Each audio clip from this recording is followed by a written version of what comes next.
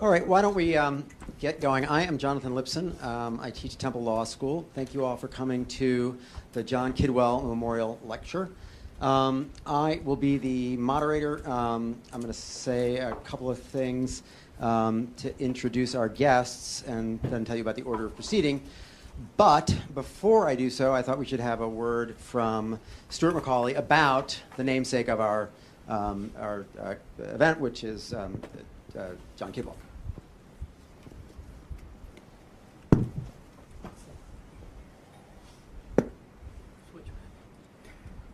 Who was John Kidwell? Why do you name a lecture after him?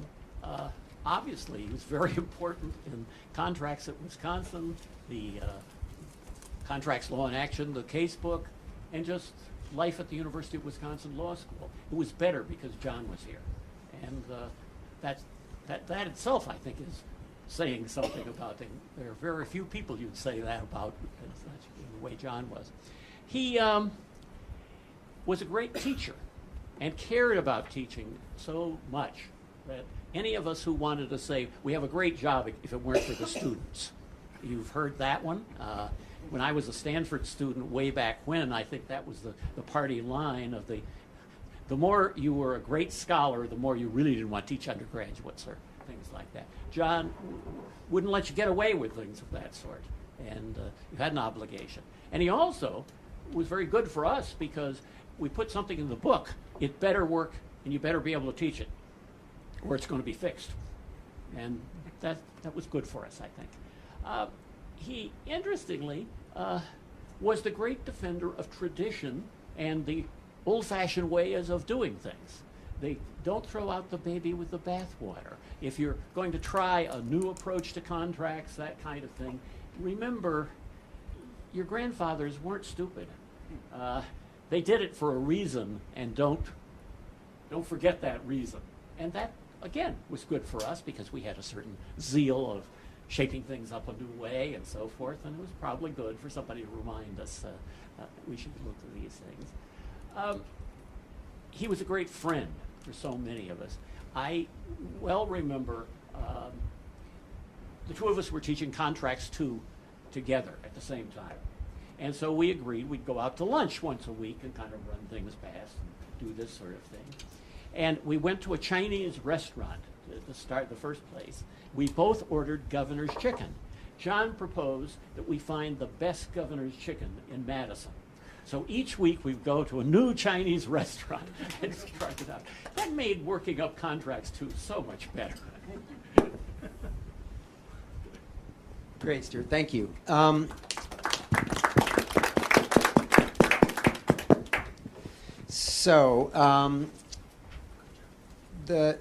Today's lecture is going to be presented by Matt Jennyjohn. I think many of you already know Matt. He's an associate professor of law at Brigham Young University.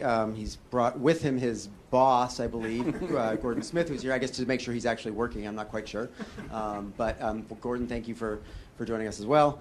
Matt has burst onto the scene, the contracts scholarship scene fairly recently, and has done some tremendous work. He's published in Stanford, he's published in Northwestern, and he's bringing a really interesting set of insights to how we think about relational contracting, in particular in the context of innovation.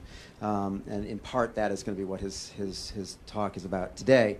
Among other things, at Brigham Young, he organizes and runs, I guess, every winter the Deals Conference. I'm not quite sure what that is, but it sounds like it might involve skiing, and so I wouldn't mind going to that at some point. He teaches a variety of business law courses, including corporations and I think the introductory contracts course. Before he became an academic, he was at Sherman & Sterling, one of the law firms that might have been involved in some of the deals that he is discussing in his paper Deal Networks. And he clerked for Leo Strine, the Chief Justice for Life of the Delaware Supreme Court. Claire Hill, our good friend Claire Hill, will be commenting on Matt's paper. I'm sure almost everybody in this room knows Claire. She's the James L. Krusmark professor, holds the James L. Krusmark chair, rather, at the University of Minnesota Law School. She's a professor of law, founding director of the Institute for Law and Rationality, which sounds like super awesome. I don't know how it works, but I like it. And has published just a tremendous amount of great stuff, has a series of books, both on mergers and acquisitions. Principal co-author, I think, is Steve Solomon, and a set of books on the economics of corporate law with her colleague, Brett McDonnell. She's also, I think, one of the leading voices now in corporate compliance. You're a code reporter on the ALI's project for compliance, Claire, is that correct? Yes. So we're very fortunate to have Claire here.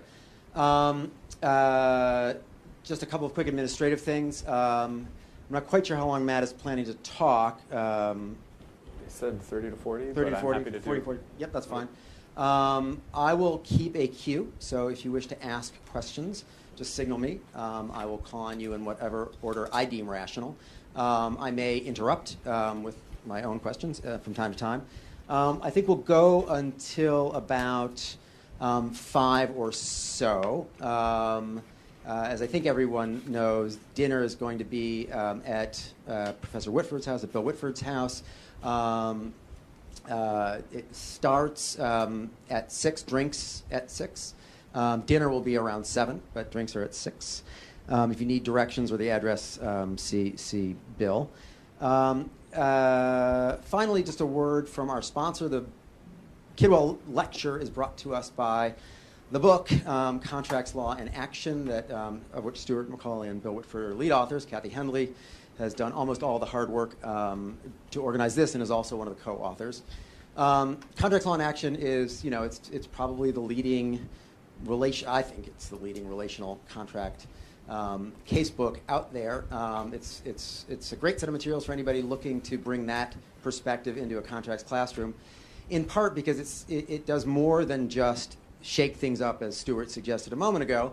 It does do that, but I think in part thanks to John Kidwell's tenacity and discipline of mind, it has some of the hardest contracts problems going in any case book, which the students don't like, but they need. So without further ado, Matt Jennyjohn. Yeah.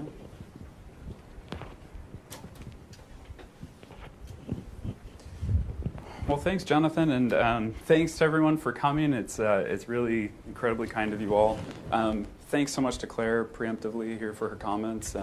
I've benefited a lot from Claire's scholarship, and she also saves my life every semester when I teach M&A, because I use your casebook, which is tremendous. Yeah, it's we've got a new edition with her. All right, all right. It's fabulous too. All right. The new edition is even better. All right, and if you teach M&A, you should use it too. Maybe take out some of my jokes. Oh. And it's great to be here just to participate in the tradition at Wisconsin in contracts. So I'm not a graduate of this institution, but when I was at Kidwell and started working on these problems, I was quickly introduced to Bill and Stuart's work and everybody else here who contributes to this scholarship, and it's really, so it's a joy for me to be here. It's also, I happen to be a Wisconsin native, so it's always nice to come home and nearly freeze to death upon arrival. I'm from the large town of Dousman, which I know you all know. You're all well familiar with Dousman, because it's between here and Milwaukee. It's the home of the Wisconsin State Frog Jump, which I know you've all participated in. But if you haven't and you don't like this talk today, I'll give you a free lesson in the back of the room afterwards on how to jump a frog, which is harder than you think. So there we are. That's our claim to fame. There's about 1,000 of us in Dousman. But so here's what we're going to do today. I had a choice here on whether we were going to sort of dive really deep into this paper or give you a little bit more of a broader sense of where the research is heading and the problems that it's trying to answer. And I've opted for the latter. So I'm going to try to move pretty quickly through the broader research agenda, and we'll end up with deal networks. So what that means, I think, is if you come away with this with the impression, oh, that's interesting, I should look more into this, that's what I would like to hit, at least with the first half of this presentation. If it moves a little too quickly, then by all means, you're free to ask questions as we go. Or get me in the Q&A. But it is going to move kind of fast. So I think the organizing question, or the ultimate question we're trying to figure out is what's the role of contract institutions? How do they foster economic growth? And I just wanted to sort of tee this up with what I think is the conventional wisdom here. And I thought I'd start with, just to illustrate things, this good old Adam Smith and the Wealth of Nations. And there's a theme that emerges through this, and it's his quote is, "Commerce and manufactures can seldom flourish long in any state which does not enjoy a regular administration of justice, in which the people do not feel themselves secure in the possession of their property, in which the faith of contract is not supported by law, in which the authority of the state is not supposed to be regularly employed in enforcing the payment of debts from those who are able to pay." So there's this theme of stability and certainty, and of course it's true, right? If you can't trust that you can get your contracts enforced without bribing officials or whatnot, then yes, economic growth is going to be constricted. And I thought, because we're at Wisconsin, I thought this was helpful. And this is Willard Hurst's quote, and he touches upon the same themes. And what's really helpful here is he also notes that there's the contract design element. It's not just the enforcement of these things, but it's the design of agreements. So business people's invention joined that of lawyers to fashion instruments of dealing. By providing authoritative forms of dealing and by enforcing valid agreements, we loan the organized force of the community to private planners. And in a way, this is what we're focusing on today. It's these instruments of dealing. It's just a way to say, contracts. And this conventional wisdom sort of carries on today. So the World Bank, when it's doing business indicators study, one of the things it looks at is contract enforcement. Like, what's the quality of contract enforcement in jurisdictions around the world? And one of the things, or the way it thinks about it, is this is the time and cost to resolve a commercial dispute. How reliable are things? And part of today's message is yes, absolutely. But but stability at some point starts to become more of a problem than a solution. And the question really is, can we take for granted Hearst instruments of dealing, or the contracts that are being designed to organize economic activity, can we take for granted that they're just going to evolve as they go? As people encounter these problems, they can fashion the agreements that they need. And what we're learning is that not so much. At least in complex markets, contract terms will often experience network effects. They become standardized, and it's hard for parties to deviate from their standards. And there's a long discussion, and I'm just going to sort of bracket it and give you a couple of examples, and we can move on. But I'm happy to discuss it more in the Q&A if we want to. So there's the classic example, which is our good old battle of the forms problem, which we've been experiencing for decades. Right? And the idea here is large entities are so large, they want to reduce their internal transaction costs. They also probably want to keep purchasing in line. So we're going to standardize the terms that we offer when doing our deals. And as we know, sometimes if you teach first-year contracts, sometimes this creates problems. We have formation issues that arise when parties are exchanging incompatible documentation. And UCC 2207 tries to sort this out, but essentially that's sort of a symptom of the problem. There's this other, a little bit more fundamental issue, or a little more problematic one, is what Bob Scott and his colleagues, or his collaborators, call contractual black holes. This is where standardized terms, boilerplates, used so frequently that the lawyers don't even remember what it's really supposed to mean. So things are lost to memory. And the pari passu saga and sovereign debt is sort of the classic example here. And Bob and Me Too have they got a great line from a New York partner who said, I can design a sovereign debt indenture in 3.5 minutes. I just have a junior associate change the names and the price term, and out it goes. And you do that over the decades, and suddenly nobody can remember what exactly some of these key terms mean, which led to some litigation and caused problems. So today's study is largely a sort of a quantitative network study, but I have been doing interviews throughout this to get sense checks on things, to ask questions. And there is this sense in the M&A world that as the sophisticated practitioners in New York and Delaware and other major cities, as they interact with less sophisticated counsel, they encounter that problem, this roteness. Like, we have people throwing in boilerplate terms into the M&A, the draft agreements, and part of my job as a partner is to correct this and to educate counsel on the other side of the table. So I think we see some of this sort of in a nascent sense in M&A. So one way to think about this, just sort of an organizational chart here. On most contract law and in contract economics, we sort of operate in this quadrant up here where the production of contracts is artisanal. You have two parties with their own specific characteristics, and there's risks that are specific to this deal, and the contract is sort of finely tuned to address their problem, to allocate their risks over time. And what we've learned through the two examples that we just saw is, yes, sometimes agreements are mass-produced. So instead of economies of scope, which is the organizational strategy here, lawyers are pursuing economies of scale. Let's sort of pump these things out as if it's on an assembly line, for example. And what we're curious about today is, can we find examples where mass customization happens, where you have scale and scope combined? And then how does that work? Why is this problematic, but what's the strategy that parties use, that lawyers use to achieve this? So the example we're looking at, of course, is M&A agreements. We're going to think a little bit about swaps and derivatives, just as an example, to clarify some thinking. And we're not going to spend a whole lot more time on mass production. But it's really, so that's the question, how do we get mass customization? Just to sort of give you a quick visual anchor here, if you wanted artisanal production, here's an automotive example. This is a recreation of Henry Ford's original workshop. The picture was taken in the 30s when Ford created a museum. They didn't have Ford's workshop anymore, but they said, let's recreate it. There it is. And if you look around the room to the various tools that are available, you could make bicycles, which is what he started out doing. And his first automobile is essentially a bicycle with a motor on it. But you could probably create a lot of technology around the turn of the 20th century in this workshop. It's not too different, I don't believe, from the Wright brothers' workshop, for example. But that's sort of universal tools that you can create customized objects with.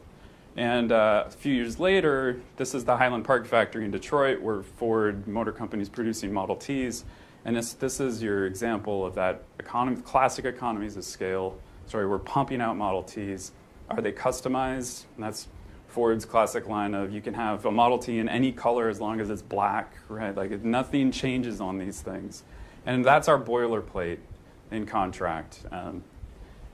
And what we're looking at today is, this is the Ferrari Maranello plant. I don't want to drive this metaphor too far, but maybe it's something sort of like this. We are producing things at scale. There are a lot of Ferraris out on the market. They're mostly sold in China. But you can customize them to a significant amount, right? So it's not a Model T. You can get your Ferrari in different colors for real. And so that's just one way to think about it. So metaphorically, what are we doing today? How do we get complex yet customized contracts at scale? So here's the thing. This is the part that's briefly touched on in the paper, and it's really referencing prior research. To really answer that question, we have to have an understanding of what exactly is the product that we're talking about. Then we can talk, I think, a little bit more clearly about the organizational side. So we're going to take you through the wild jungle of M&A agreements.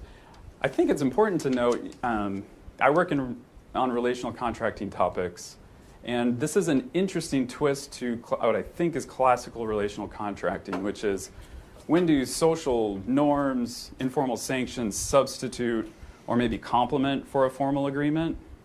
And here what we're thinking about is very formal contracts. We're looking at the executed M&A agreements that result from a negotiation process. And because M&A deals are frequently involving parties who do not repeat transactions with each other, the role of relational contracting is usually most pronounced in M&A during the preliminary negotiations. It's harder to see it working with the contracts that we're studying here. But the twist here is, we're thinking about what's the relationship among the deal lawyers and the investment bankers. How do their relationships affect the innovation process of new deal devices, new deal terms? So it's a little bit, I just wanted to sort of flag that just to note where we're at. All right. So I'm going to use these two sort of paradigmatic ways of thinking about innovation, thinking about how mass customization is achieved, to organize the discussion. These are sort of points on a continuum, I think. These aren't, these are sort of the extreme examples. Reality is usually somewhere in between. But one option is we take a modularity approach. And if you've got your laptop in front of you, particularly if it's not an Apple device, you're looking at an example of modularity. Your USB port is the classic example. So on the side of your laptop, there's going to be a USB interface. You can plug anything into that interface that you want. You can plug a printer, a monitor, flash memory, whatever it is. As long as whatever that device, that separate module is, whatever, as long as it fits the USB interface, it's going to work. And what that allows us to do is just that plug and play that we like. You can move things in and out of the system fairly effortlessly. The key here is the interface. You've got to have a standardized interface for the different subsystems to work with. And if you don't, then you won't have an interoperable system and nothing will work together. So there are a number of people, I think George Triantis might have started this, that argue modularity is used frequently in contracting.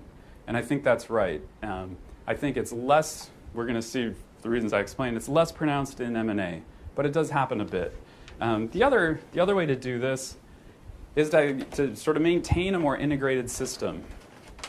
And you might say to yourself, well, that's exactly the problem modularity is trying to solve, right? Modularity breaks a complex system down into different parts. That allows you to change those parts separately, or you can even move them in and out of the system, all through that interface. Well, if you keep the parts, the subsystems from more thickly interconnected, how does this work? And essentially, how do you address the cascade problem? So if you change one piece in the system, how do you make the adjustments flow through all the other subsystems? And just to cut to the chase, the efficiency is realized by the designers who become so familiar with their system and who have established organizational routines that they can do that flow, sort of do that cascade more efficiently themselves. So I'm just going to give you, this is the visual example, and maybe this will be a helpful sort of real world example. So if anybody, I don't know if people still buy Dell desktops, but I did when I was a student 15 years ago, and it was great. You hop onto Dell and you get little drop-down menus, and you can put all sorts of things in your computer, and out it comes, and you get a fair amount of customization, and that's your modular experience. It's going to look the same, right? So you think of the box, right? It's going to be the same box, and there's going to be the same standard interfaces between the processor and the peripherals, but you can put different peripherals in, and if you want it to be a gaming computer, you can get a super fast video card or whatever you need. Apple's strategy is quite different. Subsystems are much more interconnected. Apple purposefully avoids modularity because they realize, yes, it drives down prices. And that's exactly what Apple doesn't want to do, right? So this is that people often say, it just works. My Apple phone, everything just works. It's so beautiful. The different programs talk to each other. Yes, you pay more for it, but perhaps that's sort of an example. In the contracting world, swaps and derivatives, the global swaps and derivatives market is governed largely or designed largely through a modular system. So the International Swaps and Derivatives Association has a framework agreement. There's different contractual modules that you can plug in, definitions, schedules, and annexes, and it's that modular system. And if you want to deviate from that, it's quite difficult. It's quite difficult to do so. At first glance, people will say, well, isn't that what M&A does? Don't we have the American Bar Association's M&A group that's promulgated model agreements? Yes, but nobody uses them in practice. At least from what I understand, the conversations I've had since the late 90s or so. I've had partners tell me, well, this is my own experience as an M&A associate. You'll give them to a first-year associate sort of to orient her so she understands the process, but we don't actually use these things as our starting templates. There will be templates internal to the firm, usually specific to the relationship partners. So partner A will have her templates, partner B will have her templates, partner C will have his templates. And that's, so there is some of this, but it's nothing like this, where if you do not use the ISDA master agreement, you do not do a swap trade. So the question is, how can we test this? How can we actually look at the structure of a contract and study it to see if it's a modular integrated system? So there's two ways to do this. I'm going to take you through this really quickly. The first option is to sort of look at the structure of an agreement and study the interconnections between its sections. So there, you could think of the operative terms, the reps and warranties, the covenants, conditions, termination provisions, and the miscellaneous provisions in an M&A agreement. And you could just ask yourself, if we plot the connections between these, like the explicit connections, when section 1.3 references section 7.4, do we see a modular system? Do we see discrete subsystems that are sort of clustered with each other? the other way to do this is to compare deals over time, deal 1 to deal 2 to deal 3, to see what changes. Can we see language from deal 1 just being slapped into deal 2? Do we see a menu basically forming? This firm only uses 3 types of closing condition languages, and we can see that. So these are our 2 options. You're sort of looking, it's a more longitudinal approach over time. And I'm going to take you really quickly through the preliminary research on both. So the first one, what I did, this is a paper published earlier this year. We plotted a matrix of all the provisions in an M&A contract. These will go for hundreds, sometimes hundreds of pages. Usually it's about 90 to 120 pages. And we, my poor, sweet RAs and I, plotted on the left-hand column, these are all the subsections in the agreement. And we repeated that over the top. So what you get is a matrix of when one subsection references another. And you can simply tally the amount of explicit references, so section references or shared definitions, and you can get a sense of the interactions between the terms in a contract. And once you've got this matrix created, you can then create a network graph from it and just ask yourself, do we find isolated groups? So the boxes here, the bounding boxes here, are the different articles that are frequently used in an M&A agreement. And what you'll see is there's a whole lot of interconnection throughout the network, and we can actually measure that. So we use some simple, very simple network measures. We measured the clustering or the fragmentation, or there's actually a modularity measure that Mark Newman at Michigan has developed and what it asks is, do we see clustering within this network that's more pronounced than a random network of the same size? And sort of over and over again, it's however you measure it, there's pretty modest evidence of clustering within the network. There doesn't seem to be discrete modules. There seems to be a whole lot of interconnections between terms in the M&A agreement. So like I said, the other way to do this is to look longitudinally, over time. So another project which is not yet published, uses natural language processing. This is why I brought Gordon here. This is my product placement. So we use natural language processing, and BYU is a great place for this sort of thing because we have been developing what's called a corpus linguistics program at the university. So if you're curious about it, this is what the website looks like. And that's it. There you go, Gordon. Yeah. No, I'm just joking about that. So what we are looking at is the M&A agreements in 3 Bay Area firms, and we're asking ourselves, what sort of patterns do we see in standardization within these contracts? So these are all asset purchase agreements, stock purchase agreements, or merger agreements at Wilson Sonsini and Fenwick and West, and I'm forgetting the third one off the top of my head. And what this chart shows you is the cosine distance between different types of provisions in the contract. So let's pick one. Let's pick a goodie. So this is the conduct of business provisions. These are provisions in an agreement that require, between signing and closing, they require the seller to conduct the business of the target basically consistent with past practice in the ordinary course of business. And what we can measure, we can convert all of the language in those provisions into a vector, and we can compare those vectors similarity to each other by measuring the cosine distance between them. And on this chart, what it means is if you have something like the conduct provisions, if it's a fairly low cosine measure, that means we have a highly unstandardized provision. On the other hand, the indemnification provision, this is just the very simple indemnification provision. It's got a quite high cosine similarity measure, which means those are highly standardized terms within the contracts. And what we see is there are patterns sort of within the agreements. There are some terms that are standardized across all 3 agreement types. So that's your indemnification provision. It's the same thing across all 3. For the M&A practitioners, that might be like, well, wait a minute, what about an asset purchase? Shouldn't indemnification be different? And the answer is yes, and it's because of how we're measuring, it's what we're looking at, and we can talk about that later. But within the different agreement types, there's different patterns. There's sort of asymmetric patterns of standardization. And what it suggests is In some cases, the bar plots don't really show it, but in some cases we kind of see that menu effect. It looks like, oh, there's 3 provisions here that these firms are always using over and over again.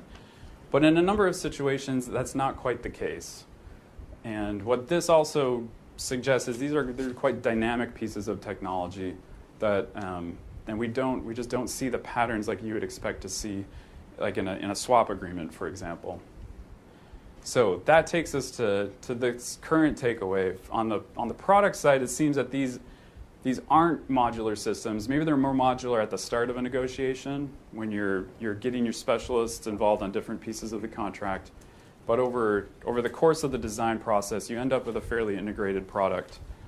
So that leads us to the idea, well, what about the organizational side of this then? If these are integrated products, then the organizational side should be quite important. The relationships between the teams of lawyers should be important, as this is where the know-how exists to make these products so quickly. And we all know sort of classic examples.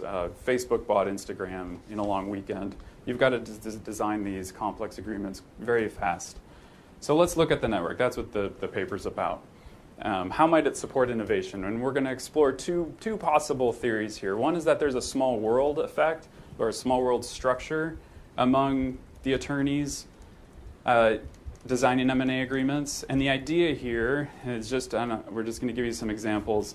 The idea is to sort of balance local information efficiency, the sharing of information with other participants in your local networks or close to you, balancing that with global information efficiency. So the idea here, if you think of a straight-up lattice network where a node is connected to 2 neighboring nodes, and those 2 neighboring nodes are connected to one another, presumably they have a lot of information between them that's shared. They know how to work well with each other.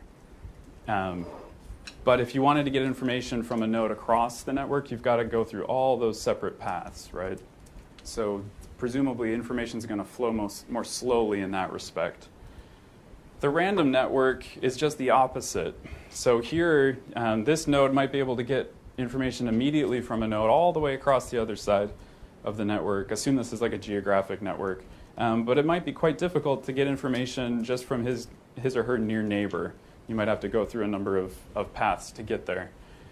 So in that sense, high global efficiency, this was high local efficiency. The idea behind the small world literature is, well, what if you have a highly clustered network, very much like a lattice network, but we just reassign a few of the edges across, to a more distant node? And what the research shows is the path length drops dramatically if you just assign a few different edges. But the clustering is still quite pronounced. And that might be that nice balance. It allows us to efficiently exploit information with our near neighbors. So think of efficiently exploit information with your other lawyers in the office. We're a team, we work together frequently. But a couple of our lawyers, have friends or have colleagues at distant offices or distant firms, and they can get access to this new information and import that into our little cluster, and we can all learn together. And it's that balancing of exploiting existing information with exploring new information. So that's one theory of how this might work. Maybe this is the network structure that supports M&A innovation. The other one, which is really, I don't have any nice graphics for this, is some research done by Woody Powell and collaborators on innovation in the biotech industry. And their starting point is, when they look at biotech, they see a big hub, sort of a centralized hub at the center of the industry, and the small world literature doesn't really tell us what might be the effect of that. Like, why are some of the biotech firms or the pharmaceutical firms central? What is it? How do they get that position? What does that mean? And in a really sophisticated study that it's really difficult to summarize on a single slide, one of the key takeaways they find is the central players are what they call multivocal entities. And what that means is they've had a lot of experience with different types of partners, with different types of transactions. So it might be a licensing deal in biotech, or it might be a collaboration agreement or a commercialization agreement. The central pharmaceutical and biotech companies do a lot of different things. There's a lot of diversity in their relationships, and that's what makes them central and successful. So this is an alternative way to think about it. It's not about having sort of a small network cluster. It's a different dynamic. So we're going to test these two things. That's the question. Do we see, if we look at the M&A deal network, do we see evidence of either pattern? Do we see small world characteristics? Do we see multivocality characteristics? So to do that, as my RAs and I, we collected data on M&A deals, about 500,000 M&A deals from 1999 to 2016. Each deal has certain deal characteristics and also the financial and legal advisors that were involved. And we mapped that. You map the topology of the networks. And then we measured the small world characteristics, and we'll talk about that in a second, and then the assortativity of the network. That's do the central nodes in the M&A network, do they tend to connect, to work with each other? So more central nodes work with more central nodes, kind of a rich get richer dynamic. Or do the more central nodes in M&A actually work frequently with peripheral nodes, which would be more suggestive of multivocality? So, and we'll get on. So what does this look like? This is the network for a single deal. This is just to kind of show you how the data collection happened. The two merging companies were Williams and Energy Transfer. If you're an M&A person, this case might ring a bell. We mapped the legal advisors for the merging parties. We have the legal advisors for the investment banks that were advising the parties. And we have these are the additional legal advisors for, I want to say it was for the buyer. And then we have the Delaware firms that were brought in on the litigation. And each link here, so these are all law firms, is each node. And then each link is, we presume that there's information being shared among the advisors as they work on this transaction. So that's what the links are meant to represent. Do we really know what the quality or the quantity of the information is? No. We'd have to get email records or billing diaries to really get a sense of that. But we're just going to assume that if they were working on a transaction, there was information flowing between them. And you can aggregate that into this broader network. This is the network for 2016. I don't know exactly which nodes those firms were, but this is it. And you can kind of see already, these graphs are like almost impossible to interpret, but you can kind of see, right? It's kind of like, wow, what does that mean? But you can kind of see how some of these peripheral nodes have quite a few connections into the hub, but also into other peripheral nodes. And that's what we're going to be picking up on here.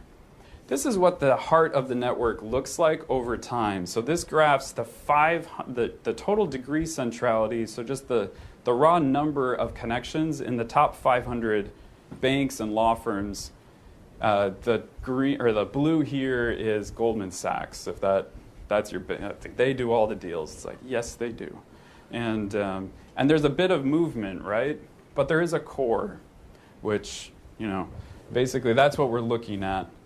And you can see the financial crisis drop and pick up back again. And this might be, if we have questions, this might be useful later. But this graph captures the dynamism in the market. One of the most interesting things is only 40% of the advisors, about 40% of the advisors, repeat year after year in the market. So you have a lot of new entrants, you have a lot of firms exiting the market. This is the number of links, right? So there are more links between firms repeating. But I thought that was interesting. So then what we do is we look at the M&A market, and we're going to ask ourselves, does it have small world characteristics? There's two things we look at. We look at whether there is high clustering within the market. So if you think of a network graph, we'd see like sort of distinct clusters emerging. And then what's the average path length? So if you're just anybody in the market, what's the average number of edges or links you'd have to cross to get to the other side? And we compare the M&A deal market, which are the blue plots. That's the blue plot. We're going to compare that with a randomly generated small world market of the exact same size. So for each year in the M&A market, we created a sample of small world, networks with small world characteristics, the exact same number of nodes, the same number of links, and we compared the small world characteristics of that sample with the M&A deal network. And then we also created another benchmark sample of just random, they're just random networks. They don't have small world characteristics, just random assignment of ties between nodes. And what we see is a statistically significant difference between the networks. As you'd expect, the small world benchmark networks have a clustering coefficient of about 0.6. That's the average on each network. The average for the actual M&A deal networks is 0.2, which is quite low. And then the random networks, where the ties are just randomly assigned, is very, very low. It's almost 0. So we do the same analysis with average path length. And yeah, the average path length in the small world networks is quite high compared to the others. The M&A network is actually lower than the random networks. So very low average path length in our sample. So one of the obvious, then the sortativity. So to test the multivocality thesis, we ask, well, what's the dynamic within the network over time? Do we have the central nodes connecting to each other or to more peripheral nodes?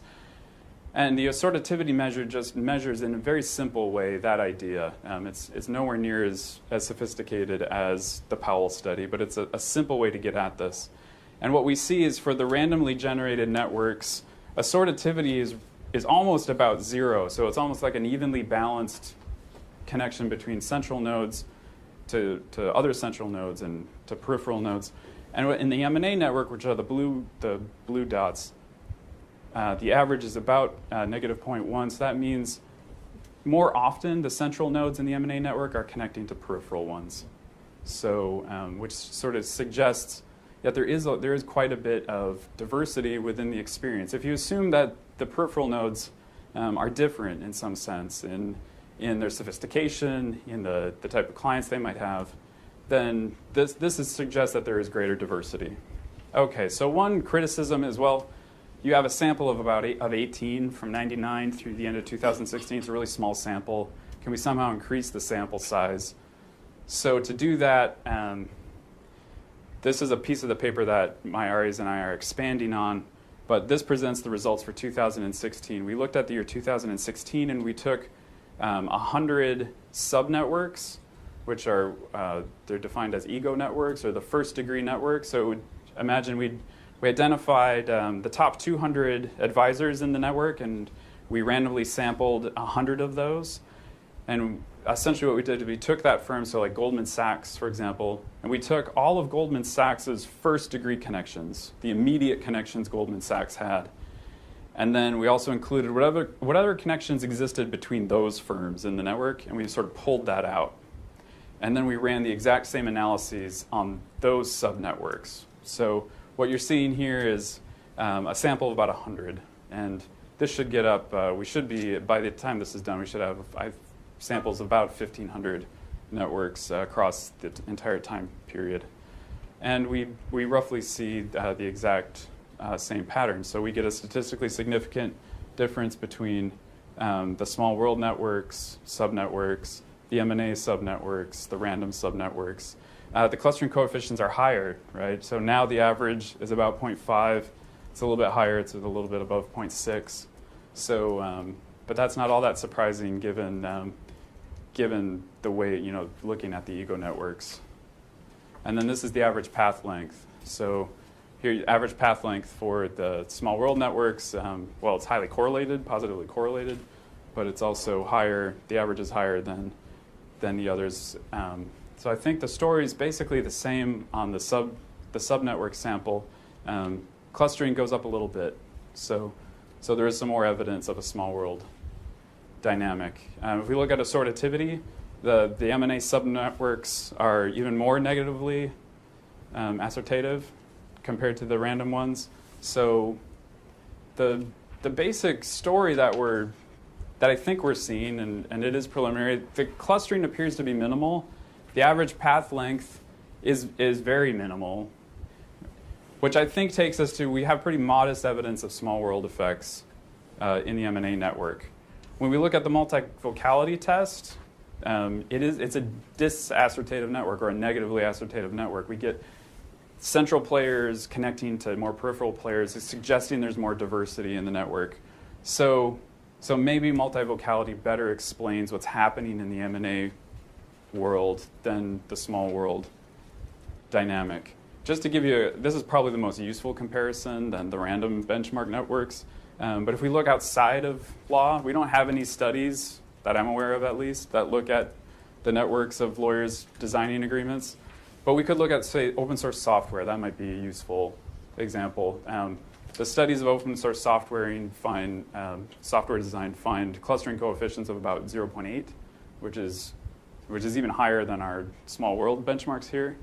And generally speaking, if you just sort of look at all the studies that have been done, social networks among humans tend to be positively assertive, while natural or technical networks are more negatively assertive. So it's this interesting thing where it looks as if in the legal world we have networks that almost look more like a biological network than a social one, which, if you're a lawyer, isn't that surprising in the sense that lawyers don't pick counsel, across the boardroom table. It's the clients. So the analogy I use is if these are marriages, these are arranged marriages, and that would explain the dynamic that we have here. What does this mean for contract law? So I want to wrap this up really quickly because I know I've talked kind of too long. So I think the takeaway here is that we might have a new justification for contextualist contract interpretation, and we'll sort of end up why. But I think the idea here is contextualism, sort of a searching analysis of the broader context of a deal, supports dynamic efficiency over time by basically opening up a dialogue within the network. And to give you a sense, this is just some quick highlights of how that works. So M&A litigation is highly contextual in the sense that it often arises under the law of fiduciary duties in Delaware, which for all the law professors and the law students, they might be like, well, wait a minute, that's not contract law, friend. And I'm like, I know, but it's not that different. And I'm not the only one who thinks it's not that different. But essentially what we do with fiduciary duty laws, we scrutinize contractual terms. In fact, we're scrutinizing consideration, which is sort of an unusual thing in classic contract law. And we're going to do it through a contextual analysis. And it's so contextual that the Delaware judges, the chancery judges that are deciding these cases are considering not just the facts of the deal, but what they sometimes are referred to as legislative facts. In other words, what's the implications for the broader market here? Not just these two parties, but what does this mean in the transaction? Dicta plays an incredibly important role in Delaware law. There's guidance that the judges provide parties in the market. And leading practitioners describe chancery as like a quasi-regulatory agency. So it's quite removed from what we might think of as certainly a formalist or textualist approach. So one of the practitioners I interviewed put it this way: it's like in New York we develop prototypes, deal prototypes, that are then tested in Delaware, and if they're blessed by the Delaware courts, those innovations diffuse through the market. This is the agency quote. So this is a well-known attorney at Wachtell Lipton, and he's just this is his point that the Chancery Court is a regulatory agency. That's how it behaves itself. So what's a normative takeaway here is that this might actually be changing in Delaware, and some of the conversations I've had with attorneys are concerned about this. So there have been some important recent cases, the Corwin and the MFW case, which we're not going to explore in detail right now. But the idea is that it takes a more formalistic approach to the review of some of these transactional devices, that as long as you have certain procedural mechanisms that ostensibly cleanse your deal from loyalty problems, the Delaware courts are not going to sort of intervene and engage in a contextual analysis. And some of the attorneys I've talked to have been concerned that this is going to commodify M&A, that it doesn't allow them, it doesn't give them the freedom to sort of carefully tailor and innovate things because there isn't a court really paying attention and telling and providing that feedback, and also providing a signal to the market that this is going to be okay. So there we are, friends. I know that was a lot, and I went off a little bit too long, but I'll give Claire a couple of minutes.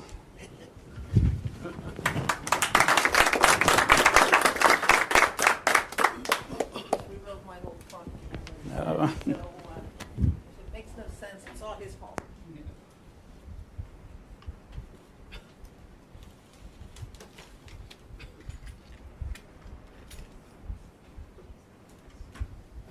Well, first, let me just offer thanks. This is an event I look forward. This is working now? This is an event I look forward to for long periods of time between the last one and the imminence of the next one, and this is no exception. Thank you for being such a formative and continuingly important part of my intellectual life. Okay, so first, what I like about what he did. I am thrilled that Matt, with his gorgeous, brilliant, quantitative plots and network maps and brilliance and creativity and other fine attributes, is getting away from this very, what I consider both obnoxious and wrong-headed paradigm of practice makes perfect in contracts. What's kind of fun about it is it's a foil. That is, you say this to people in New York law firms, they laugh in your face, but you say it at some law schools which shall be nameless that are not that far from the New York firms. They'll say, well, smart people on each side, and surely it evolves in the best of all possible worlds, and practice makes perfect. Not so fast, and he's not operating from that assumption, which I think is fabulous and opens him up to various possibilities. And indeed, let's look at the real world. Let's see who's talking to who. That all seems great. I guess where I start to have some differences is that his solution is beautifully elegant. And again, the graphs and the two different kinds of hypotheses. Whereas I think that what's going on is much more messily path-dependent. And that's all I'm going to say about him. Now I'm going to talk about my stuff. No, not quite, but sort of. Because that's what commentators do, right? Many of them. Anyway, so, again, I like to start with this foil, why might practice not make perfect? I mean, in his case, it's like, okay, there's stuff to explain. I need a different approach. Practice making perfect is sort of orthogonal. What am I going to do with this? I like to think about, and this is a fair amount, stuff that I've either talked to you about, developed in consultation with you to some extent, was included in the essay that I wrote in those papers for Stewart on why do lawyers make mistakes in contracts and whether it's a big deal. I want to focus on the individuals, the institutions, and the relationships. So first, again, having been in quite a few law firms, as Jonathan knows, I think law firms are filled with sheep, by which I mean people who are given big fat documents, don't really understand what's in them, and are terrified of making changes for fear that they're going to have to account for them. What's in the document already, that's pre-justified. Somebody gave it to them. Some senior person gave it to them and said, this is the document we've used. Therefore, must be okay, or at least max them in. They won't get in such trouble. So, a lot of sheep.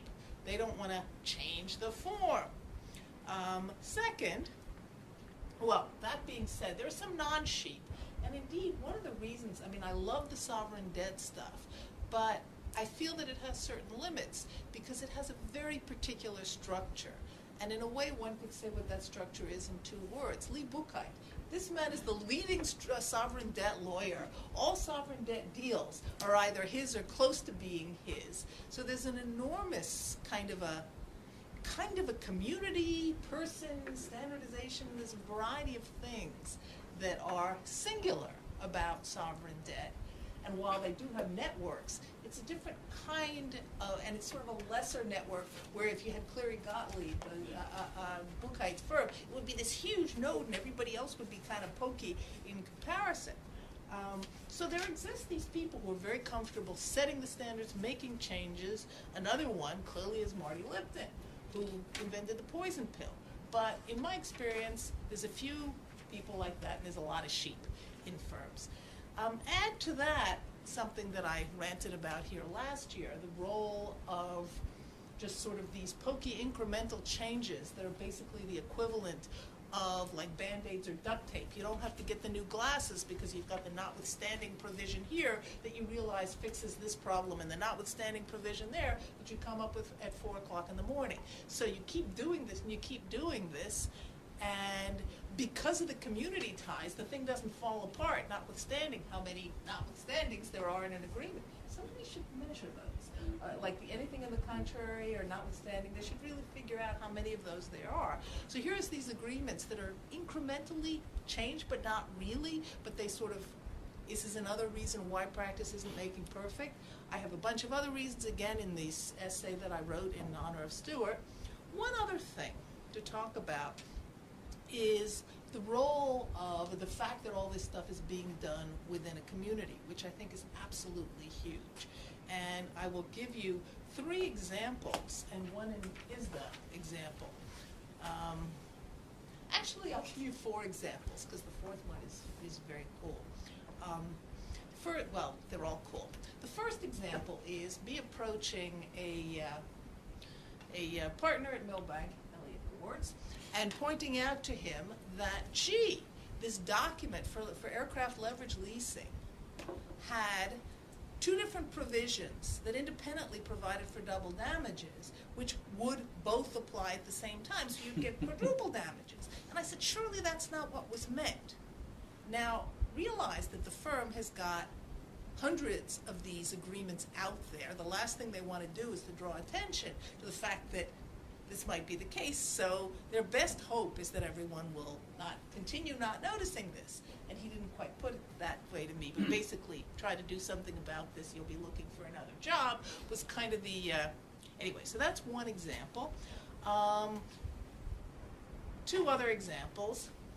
My former spouse was the general counsel for Hunter Douglas, and he had inserted, he was a good lawyer, but not as careful as you might think.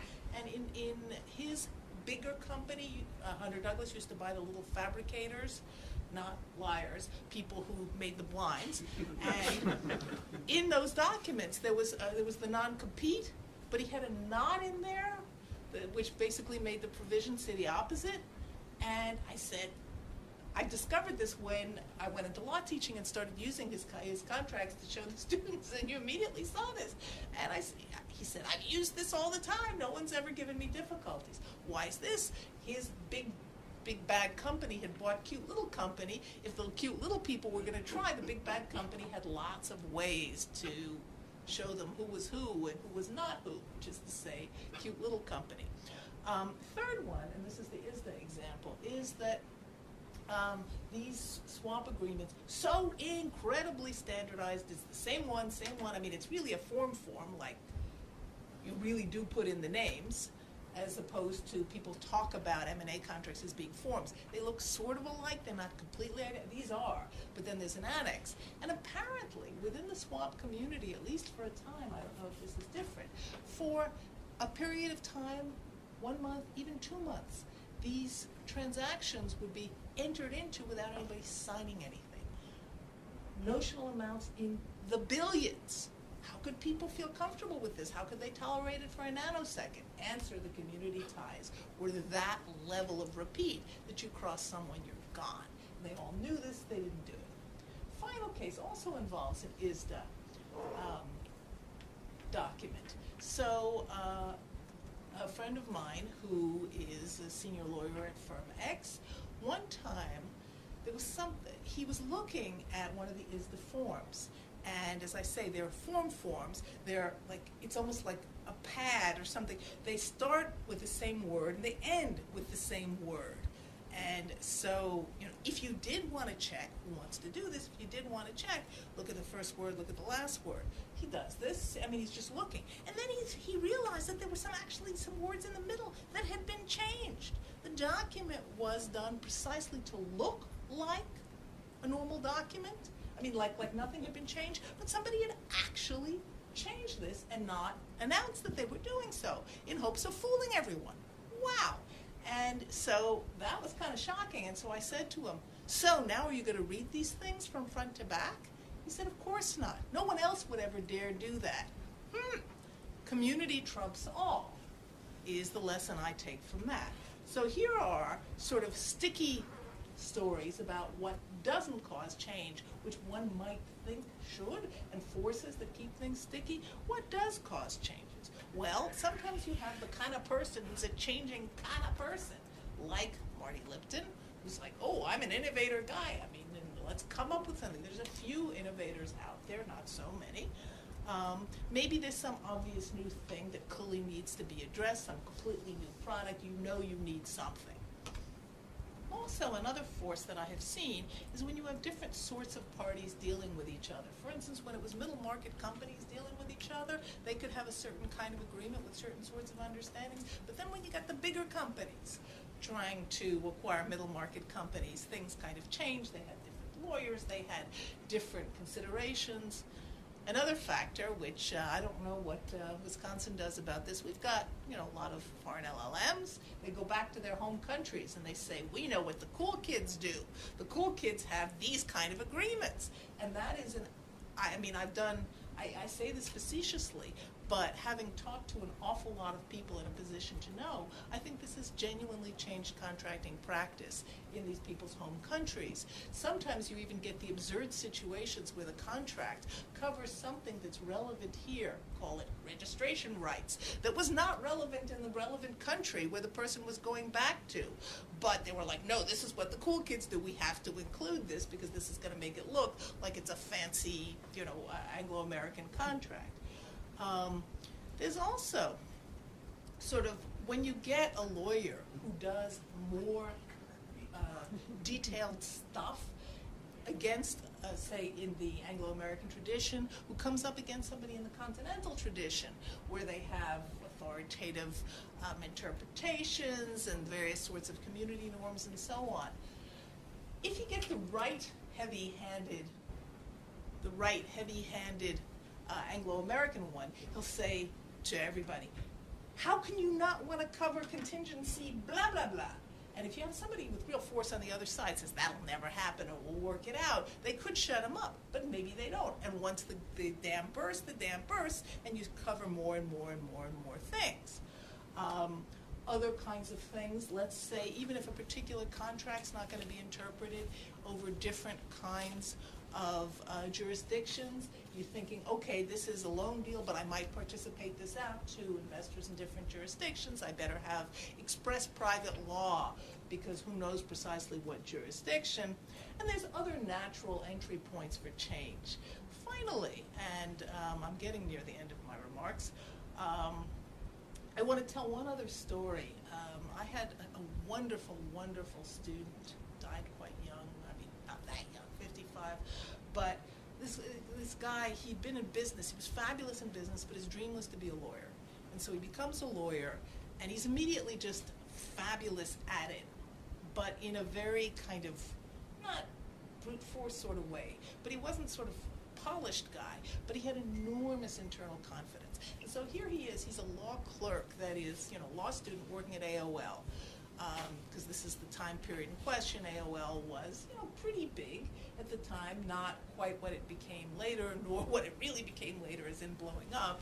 But, so he's, again, a junior lawyer at AOL, and people on the other side are mid-level associates at IBM, and their lawyer is Cravath. And, their firm is Cravath. And, they're maybe fourth, fifth-year associates. They're coming to negotiate. And AOL sends this guy out, Gary, my student. And Gary, they say, well, here's our form. And Gary says, no. And they're like, this is a law student. And he says, unless you can explain to me why these provisions are here and what sense they make, I will not sign this. So he prevailed, and that gets me to the point that is sort of, I don't know what to do with this, because I enormously respect the avenue that Matt goes down, but I think the contingency of things like that, what happened after that? Did IBM change its form? I don't actually know, but they might have, or maybe they were able to brush it off. But the point is, here's Gary, who happened to have had the confidence of about 75, even though he himself was one junior lawyer. He knew. So he said this. And he had these people cowering just because of his authoritativeness. So I think there's contingent beginnings of trajectories. It's like, you know, the system perturbations and the butterfly flaps and then the world changes. So I think it's hard to understand this stuff without that. 2 more points and I'm done. The first is sort of what follows for courts, given this. I never get too interested in that punchline, even though I know it's stunningly important, and in fact it justifies us doing it, because otherwise, where's the law? These documents are, you know, for several reasons. First is, I think, and I've written a lot about this, that what's really going on in contracting does not have that much to do with how a court will interpret it. I think it's rituals, people getting to know each other in various sorts of ways. And if you were to say to 2 corporate lawyers, this is your attempt to make clear to a judge what you want, what you'd want to have enforced, they'd laugh in your face. As well they should, because nobody trying to make an agreement clear to a court would ever write these things. They don't look like and don't function like that's, I mean, that may be an aim, but it sure isn't the principal aim. Second is that I think there's such an elaborate dance between, and not so much, you know, these 2 people are in the same repeat game, but the network. I've written about this too. This one is with this one, who's with this one, who's with this one, who might see the other one again here and there. That I think that all of this is a bit of a dance, such that imagining that contracting will stay stable while the interpretive conventions change. Why? Why wouldn't contracting change to adapt to interpretive conventions? Final point, and this is a bit of a, I don't know, challenge or idea, is that one thing that I saw that was very interesting in different law firms, well, I guess I'm old enough I can say things like back in the day, is that there were firms that were much more, we have a form and people who are here follow it. And then there were other firms that had all these sort of little lateral practice groups or sort of bombastic practitioners who would come in. And so the ones that were trying to be more centralized about the forms were quite different from the ones that made no effort to do this. And I wonder what the trajectory of this looks like. Which ones are longer? Which ones are better?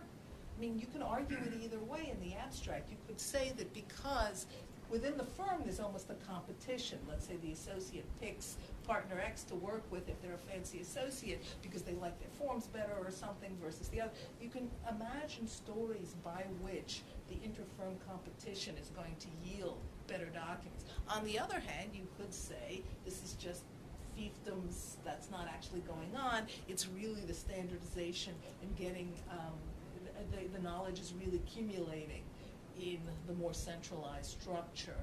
I mean, one thing I've written about in this regard is the extent to which firms, and this is very much evident by comparison, or used to be with certain other countries, more civil law countries, is how much the firms compete based on their forms. In Germany, it used to be, before we started influencing them so much, that the forms that were like 4 or 5 canonical forms that authoritative people came up with, the judges interpreted in particular ways, that was it. And the idea of a firm saying you should hire me to do your deal because my form's better than your form, than somebody else's form, would have been crazy. But that's clearly what we have. Our practitioners are so savvy and we have the best forms. Query whether a firm's investment in a centralized kind of form, what that might produce. And I'd be fascinated to imagine how one might be able to measure that. That's it. Matt, do you want to respond? And I'm keeping a queue. We've got some names in the queue.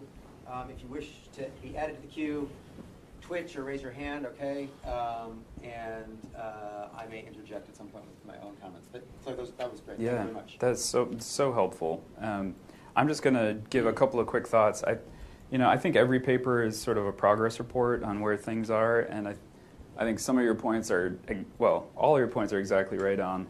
And a lot of this, I think, we can actually start getting to if we define a dependent variable and start to look at correlations between, and that's coming, but it's not yet. So this whole study is sort of built on this assumption. M&A is more innovative than, say, sovereign debt or whatever it might be. And I think one of your points is like, well, Is it, right? Like, and what exactly does that look like? Is it, and I think even if there is evolution, like what exactly, this is your contingency point, what exactly is driving the change that we see? Which I absolutely take, and the data collection on the first dependent variable should be done like by December, and I'll send you a draft, and we'll see what happens. But I think there's a lot, as you know, like it's really complicated, and there's gonna have to be a lot more work to really plug this or pin this down. Yeah, I'll say I hear different things from practitioners, and I'll just share two things because I think it's interesting. So one of the things I'm looking at a top-up option introduction. I found the Delaware lawyer who a number of people have said he invented them. I don't know if that's really true, but at least the folks in Delaware think he did it. And one of the and he has in his mind sort of the creative firms and the less creative ones. And I think that's one of the things you're touching on, and that's a big question. Like, what determines that creativity? Well, but when you say firms, that's interesting. I Yeah. have a friend who claims to have invented credit default swaps. Yeah. And he's funny because, well, Larry Isaacson. I invented the iPhone, so I'm sure it's. Yeah. It may be true. That is, but the point is, this is a guy who went from firm to firm. So it's Yeah. not really firms that, I mean, given the, just as I was talking about the firms with this sort of centralized form stuff, there's also the, is it eat what you kill or kill what you eat or whatever it is. Those kind of firms versus the lockstep firm. Yep. So Yep. there's, are the firms keeping people around, or is it somebody who bops around? I mean, again, it's just so hard to avoid a sense of some level of contingency, not infinite contingency, but look at Marty Lipton. Yep. Here he thinks of the poison pill. Where did that come from? What if there'd been no Marty Lipton? Yeah. Yes, absolutely. It's going to take more work. But, Judith, okay. So why don't we start with some questions? I may interject at some point, but we'll first hear from Wendy Epstein. Hi, everybody. I really enjoy both of your work, and I was really excited to get to see this latest paper by Matthew. I think it's a really interesting first step, and it's great that you're mapping out where you're going to go from here. What you've really done, it seems, is you have an observation. I'm not loud enough on my own. Okay. We're recording. Oh, okay. Okay, great. Even better. So you have this observation that the M&A market scores pretty well on metrics of contractual innovation, and you have this separate observation that you've discovered in this study that the M&A market is characterized mostly by central advisors who are regularly connecting with peripheral advisors. Of course, the next step has got to be to combine those two observations in some way, and I think you acknowledge that you have to map the innovation against the the nodes that you've identified in the network. But let's just assume, for the sake of argument, that when you do that next step, that you will find that most of the innovation in the M&A market does map pretty well with the advisors that have the most connections, that have the most diversity of connections. Even if you get to that point, I wonder if you have reason to believe, or if you have a plan for determining like the cause and effect, or if all we're going to really be able to do is to get a correlation. It kept coming up in my mind as I was reading this paper that this is a very unique population of lawyers that are at these top M&A firms that are engaging in this really sophisticated type of legal work. And I wonder if it's just the situation where you have smart, highly motivated people who don't want to be entering into boilerplate contracts because that's not how they're going to move up in the world and become the trailblazers that they really all want to be in this market. And that's what's causing both the innovation and the fact that they have these more peripheral connections versus the opposite, which is, I think, sort of the insinuation of the paper that the fact that they have these connections is what is leading to the innovation. Yeah. So I don't know if, Yeah. I'm sure this is something you've thought through, but I'm curious to hear. Yeah, no, it's, yeah, I think the way to tackle this is, well, it's a big problem, right? Really pinning down causation here is going to be difficult.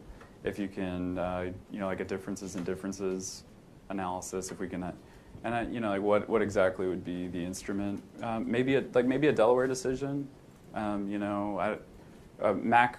So the recent Acorn decision might be interesting, and we get.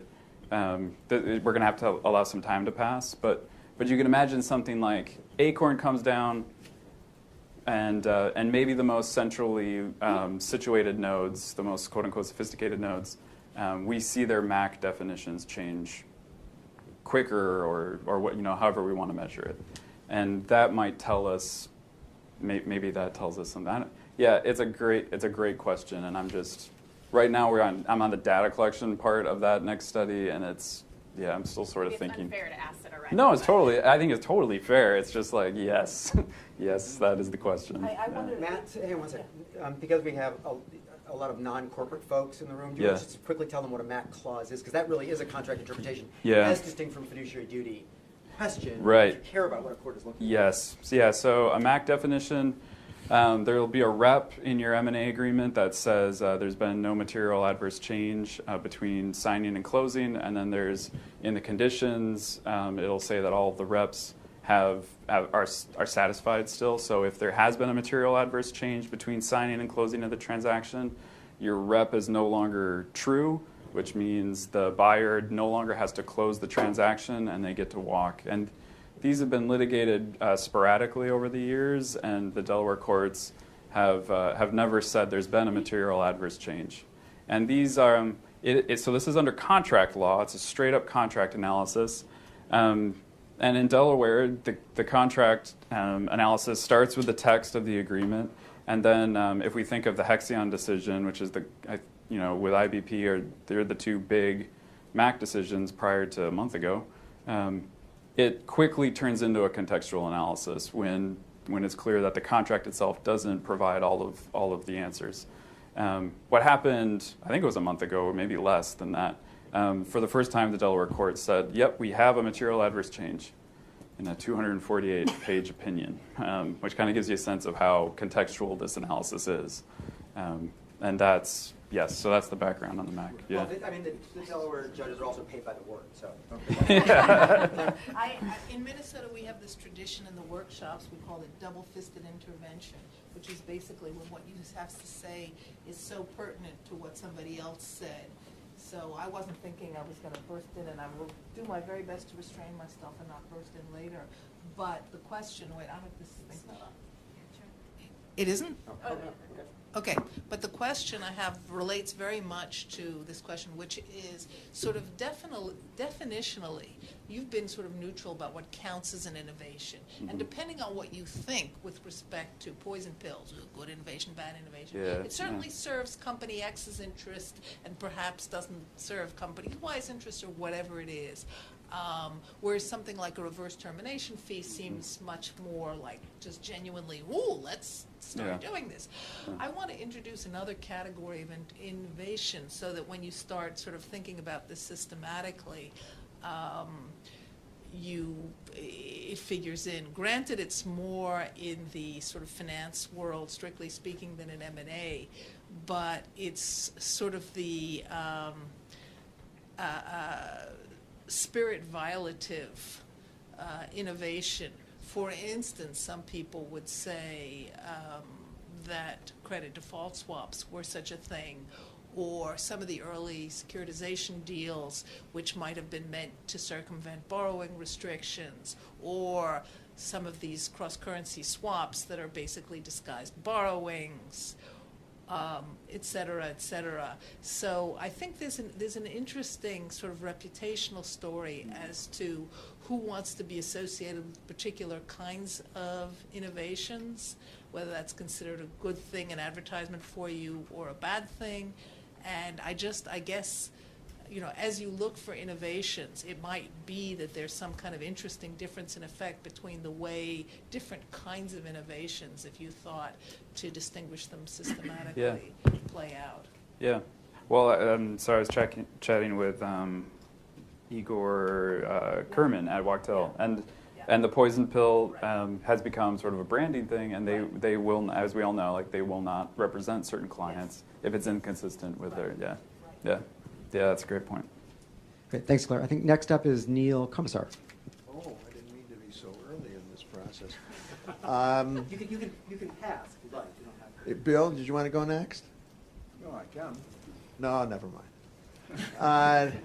I have to tell you that as a background that my level of sophistication is such that it wasn't until I read into your paper a little bit that I knew what M&A was. So you should be warned by that. But I have certain general questions. I saw in the paper a number of comments about suboptimal, non-optimal, etc. And I'm wondering what optimal or practice makes perfect or what observations mean in this context.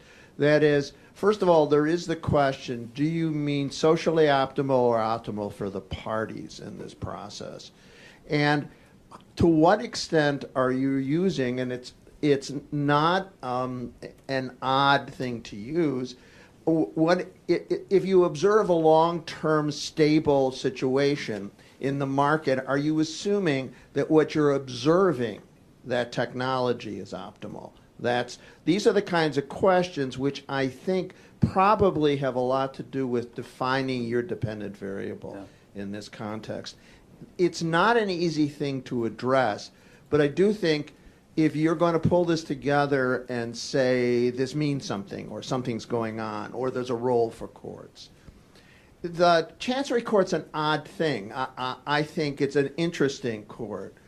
But one interesting aspect is the parties to the litigation aren't parties to the contract, are they? They are stockholders within the corporation, aren't they, that were testing this? So the question then is, what do the dynamics of litigation look like here as opposed to a more general circumstance? And the other question I had was about relational contracting, which, because I'm not a contracts person, but I've been taught by my friends here enough about it that I am wondering to what extent M&A looks like a standard relational contracting situation. I know it's high-stakes players, which is important because that means that you are likely to have activity, sanctions, or whatever else goes on. But to what extent are we talking about repeat players here?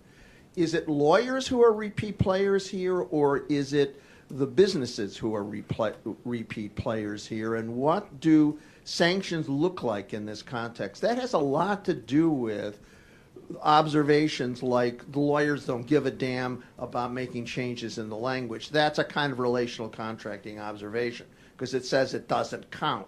Who cares about it? But if that's not the situation, how does this map onto, how does M&A map onto the sort of notion of relational contracting? And whose relations are we talking? Who are the repeat players here? Yeah. Well, why don't I just tackle that last one? So, yeah, I think it's the relationship among the advisors, and so it's going to be the firms. Now, I suppose they're like the General Electrics and the IBMs and the Googles of the world, where that do a lot of deals, and we can consider them repeat players. Often their targets aren't. So, so I would say we're going to focus mostly on the advisors, and that would be the relational network, and that's the constraint we're concerned about. And are there sheep? Yes. I guess maybe, I don't know if I have rose-colored glasses on it, but I think there is creativity. And if you aren't creative, and maybe it's more simple than not just are you not uncreative, but do you simply not understand what's going on? That'll have reputational effects within the market, within the firms, and then within the broader network. So that's where I'm thinking, how I'm thinking about things right now. On the social so what is optimal? Yes, because I haven't delineated a dependent variable and studied a correlation. We're just assuming that innovation is happening in an M&A and it's socially optimal. And I think implicit in this is that what's efficient for the parties does improve social welfare on a standard transaction cost sort of theory. And I think if people are like, well, wait a minute, I don't disagree with that. I think at this level of abstraction where I'm working on, that's the assumption that I'm making. And if people So want what to, you see is optimal then. yeah. Now, I mean, Claire's point I think is absolutely right. Like what's a good innovation, what's a bad innovation? Like how do we feel about poison pills? And that's a big debate. And yeah, I recognize it. I'm just asking like, what explains evolution, good or bad? I'm not really making a judgment about that. Should we consider that in future work? Yeah, absolutely. Yeah. I'll just say the parties thing is a really interesting question. So yes, in fiduciary duty cases, it's going to be a shareholder lawsuit. It might be a derivative suit, might be a direct claim, but it's not going to be party A against party B unless we get a straight up contract claim like a MAC fight. So does it change the dynamics? Yes, up until a year or two ago, every M&A deal above, I think, what is it, 100 million is what we're measuring at? Every, 97% are litigated. So there's an incredible amount of litigation, litigated in the sense that there's a complaint brought and then it's swiftly settled thereafter. I think at this stage, I'm just saying the standards, if you look at the standard applied in that situation, it looks very much like a contextual contract interpretation situation. And that's, do I need to think more about how the party structure matters? Yeah, I think that's a great point. So, yeah. Great. So I'm going to take my prerogative as MC and just offer a few comments, and then we've got a long queue, and I think we've got time to get to everybody. So first of all, Matt, I like this project a great deal, although I have to confess I don't understand your pictures. But it's because there are just so many lines and dots and things like that. So it's not you, it's me. And I'm also colorblind. But no, I'm sorry. But what I think is really great about the project is that you're looking at a kind of contract that is somewhere in the middle of the continuum between scale and scope. I was in practice for a long time, and I'll tell you a story about that in just a second, salient to this. But so I think looking at M&A agreements for the kind of relational questions that I think interest you and the kind of contextual questions you probably want to ask, I think that's really, really interesting. The story is that I think it's great that we have Claire here to comment. I think Claire has known me longer than anybody in this room except for Bill Whitford, who has very generously disclaimed any memory of having known me when I was his contract student. But in 1990, Claire saved me from 91, I guess, saved me from myself. I was one of the really dumb junior associates at a very large firm with her, and she was a senior associate and helped me through some really, really messy stuff. And Claire's, great to have on panels for a bunch of reasons, one of which is that she's, I think, of the academics who kind of speak a lot, you probably have one of the best senses of humor. And the reason that's salient is because, part of what concerns me about the approach that you've taken is that it's a little bit like the line about dissecting the joke, right? Like, the joke is no longer funny if you dissect it. And, I mean, M&A deals are not funny, but I don't know quite what to take away from the relationships that you're mapping. And I think it's related in some respects to both Wendy and Neil's questions. But, so I guess I would think about framing like exactly what is the motivation other than studying the number of relationships and explaining, well, what's the relationship between that number of relationships on the one hand and your understanding of modularity and innovation on the other, because I'm sure it's there, but it was a little hard for me to understand. Methodology. So maybe I missed it in the paper, but there are a bunch of things to control for that might unfortunately affect your sample size. So, for example, right, I don't think Bloomberg is limited to public versus public companies, but everybody knows, right, when a public company is merging with a public company, the form is going to be much simpler, much more standardized because they're public companies. So nobody gives a damn about the reps and warrants. If it's public-private, it's quite different, and if it's private-private, it's totally different. So those are three very different types of deals, all of which are called M&A deals. Number two, there are at least two very general types of purchasers in the world of M&A. There are strategic purchasers, like when General Electric had a viable business and money to buy other businesses, they would have been a strategic purchaser. They buy competitors as a strategic move. And then there are financial buyers, right? So every private equity firm that buys and holds, which I suspect is many of the small and medium mid-market folks you're looking at, right? it's a financial play that will with some likelihood end up in bankruptcy. So it's in my world, and that's great. But those buyers, right, are very, very different in a host of ways that might affect both the relationships that you're looking at and their appetite for innovation and how they would characterize innovation. The other thing is that between 1999 and 2016, there were a lot of changes at law firms, right? So, a lot of them failed, a lot of them merged, and there was a ton of movement by partners. So the ego point, this is my form, God damn it, and we're going to use it, like that matters, right? So, Claire and I both remember that a guy named Larry Lederman, who was like the second most important M&A lawyer in New York after Marty Lipton, left Wachtell Lipton to go to Milbank, and presumably he brought his forms with him, right? Which means that if you want to account for modularity and innovation in contract design, you need to account for the human beings who control the forms. The other thing that happened between 1999 and 2016 is the rise of the Imperial General Counsel, right? So 2011, I was still teaching here. I hosted the Law Review Symposium. We spent a lot of time talking about how radical the change in power of general counsels was, beginning in the mid-90s to the present day. Why would that matter? Well, I think that they end up dictating a lot about both the characteristics of the deal and the identities of the other deal participants. In a world where you have weak general counsel, right, it doesn't matter that much. The lawyers actually, they don't choose the deals, right? We know, right, that, Joe Flom is going to be chosen in a whole lot of cases, and Marty Lipton is going to be chosen in a whole lot of others. In a world where you have imperial, very strong general counsel, I think the dynamics of that negotiation between lawyer and client end up being different. So I don't know how you control for that stuff, but I think it ends up filling in some of the life of the project. What else do I want to say about all this stuff? As I say, I think it's a really interesting. Other thing to think about: the comparison between ISDA on the one hand and M&A, I found, not super persuasive for like basic institutional reasons. There is an International Swap Dealers Association. There is an organization that exists to do, I think, essentially one thing, which is write those forms. There is no M&A association. And so the presence or absence of these institutional structures matters. Now, your response might be, well, the American Bar Association, right, they produce, these volumes of forms, right? I was the content officer for the business law section of the ABA, so I am painfully familiar with those documents, right? And you're, I think, totally correct in that nobody actually uses them as the form from which they draft, right? For just the ego reasons that you described.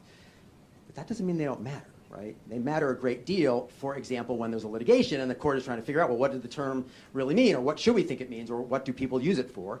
Number two, it's educational, I think as Claire might have been suggesting. And number three, in the negotiations between the parties, when they get heated, they say, well, it's not market, the term you're asking for, because look at what the ABA form says. That's market. Which, by the way, may be crap, but that's what lawyers do when they're looking for some source of authority to leverage an argument. So, I think that the institutional characteristics sort of surrounding the design of these contracts probably matters as well. And I don't know how you account for that in your data, but I think it's probably there. All right, I'll stop here. But as I said, I think it's a super interesting project, and I look forward to seeing where you go with it. We'll next have Bill, and then we'll sort of just move around the room from there. Well, many of my points have been covered, and certainly many of my points or questions have been covered, and certainly at the top of the list is, where's the relational aspect of this study?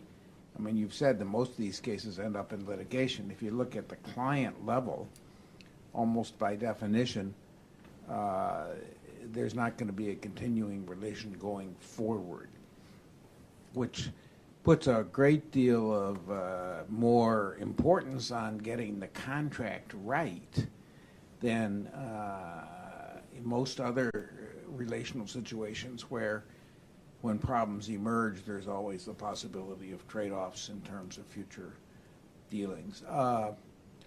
So I guess all that says is M&A is obviously important and it's worth studying, but you have to be careful when you generalize to other transaction types from whatever you conclude about M&A. The second point, you haven't talked much. This came up in partly in your response to Neil's question about what's being optimized. You haven't talked much about agency costs, although agency costs are pretty standard in the literature, and so that the risk that the lawyers are maximizing their interests rather than their clients' interests, it seems to me you should fit that in somehow and not just assume it away. No.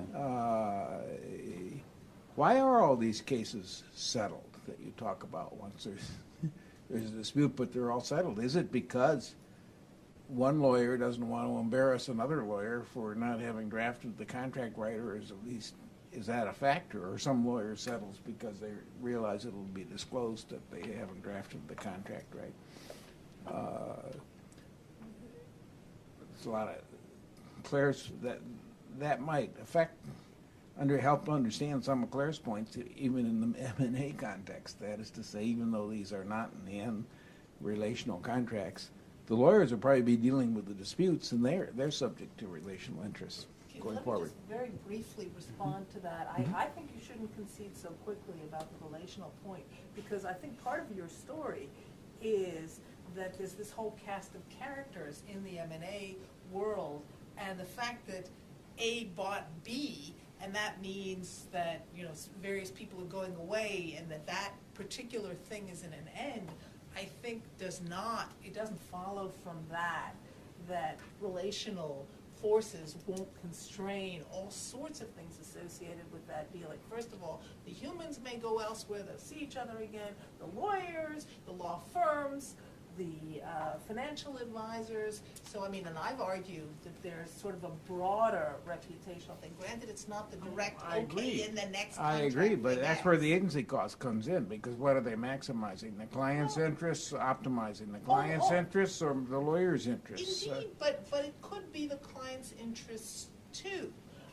There's that fantastic sketch at the end of the software caper in Anatomy of a Merger, where the two lawyers have had massive amounts to do with each other, and their relationship is enormously helpful to the clients in establishing all sorts of sort of credibility, reputational benchmarks, shorthand in negotiating, assurances that one client means something by what he says and isn't going to try to be oily about it, or all sorts of things. So I guess, you know, I take the baby bear position, not the okay, they're never going to, they're done with their contract, we're done, versus all these people are going to see each other again. I think that all these seeing each other again is a story about them, but it also can perfectly well be a story about the client too. So I would say both of those factors are at play, and I would not conclude that relational forces with respect to the cast of characters involved in an M&A transaction, insofar as they don't involve repeat dealings of the client, would necessarily take the form of agency costs among those people. They could, but I think they can be client helpful too. Okay, sorry. Yeah. So, two thoughts. Let me just say, well, I think in a way, Bill, your point really kind of comes back to Wendy's point, which is, you know, we need to dive deeper on this and really puzzle this out. And maybe that's with qualitative work or with quantitative work. And yes, the point is taken. I mean, because I think Claire's right that the relational aspect is a lot more complicated. You know, we can't just assume it away. But that's just where the additional work has to happen. Well, perhaps, but the idea that most of these agreements are sued on. Well, so that's just pretty unique in the relational contract world, or else I'm just old-fashioned and don't understand. No, I think that just might be an artifact of this particular, like the institutional situation. So they are frequently litigated, but it's because the shareholders are bringing lawsuits. So it's not the two parties to the M&A contract. Okay. That's infrequently litigated. But we have a very opportunistic plaintiff bar, not in a bad way. Well, thank you for that. Public right, law, right? Right, so if it's private or private-public, like yep. You're not going to see that lawsuit, and even then you have to have Delaware. Basically, you have to have Delaware corporations, and not all corporations are Delaware corporations to see that. But that's a sort of set of institutional dynamics that influence the relationships for sure. Bill, you want to hand the microphone to your right, please? Could I just respond to Jonathan's points really quickly, which I thought were really great?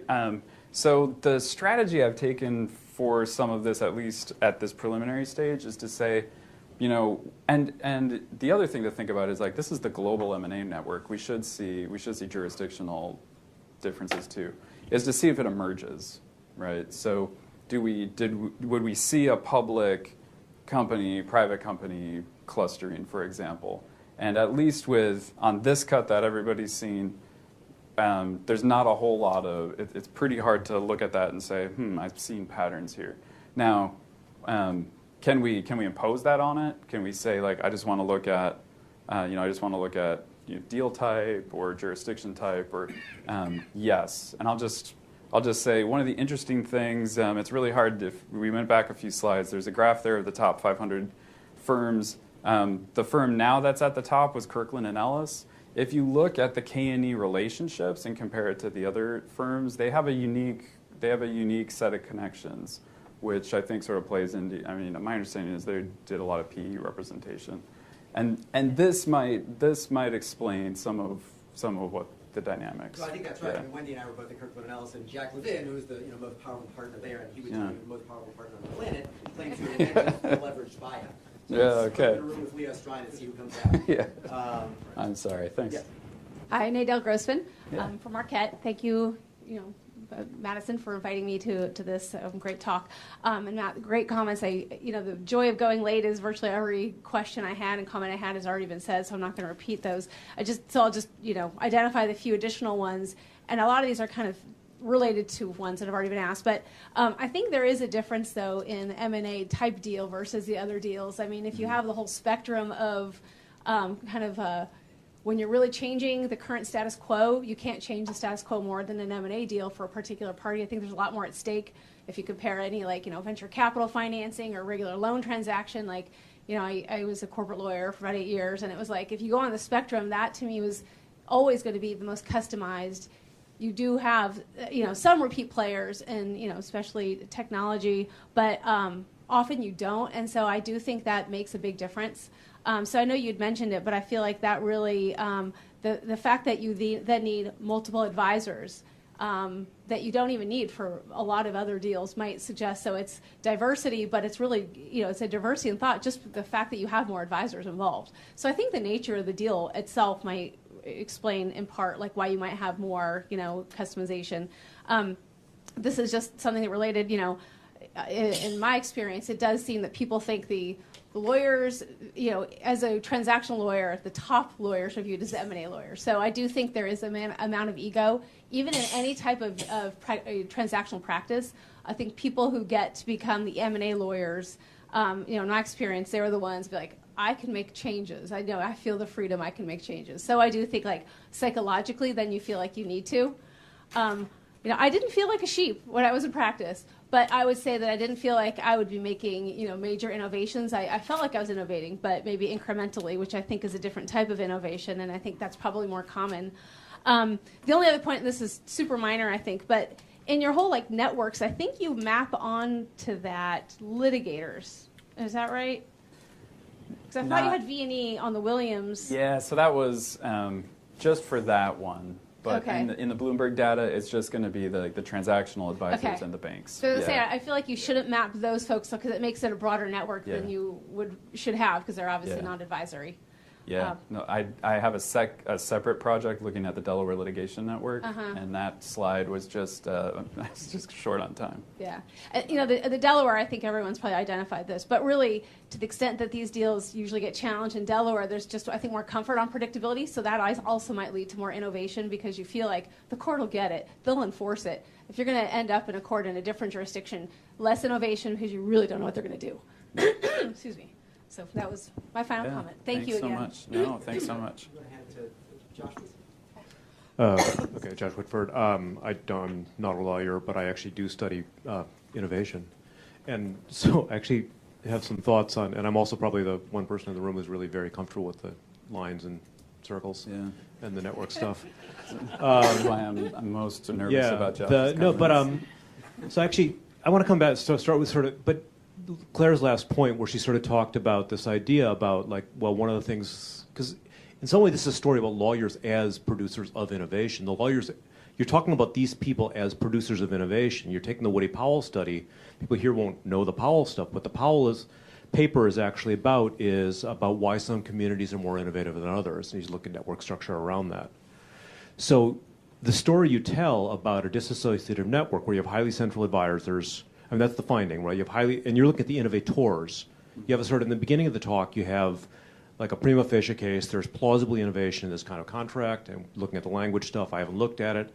And the kind of innovation would be what you're talking about, which would be highly incremental when you're talking, as opposed to customized contracts or modular where you just sort of like put it together.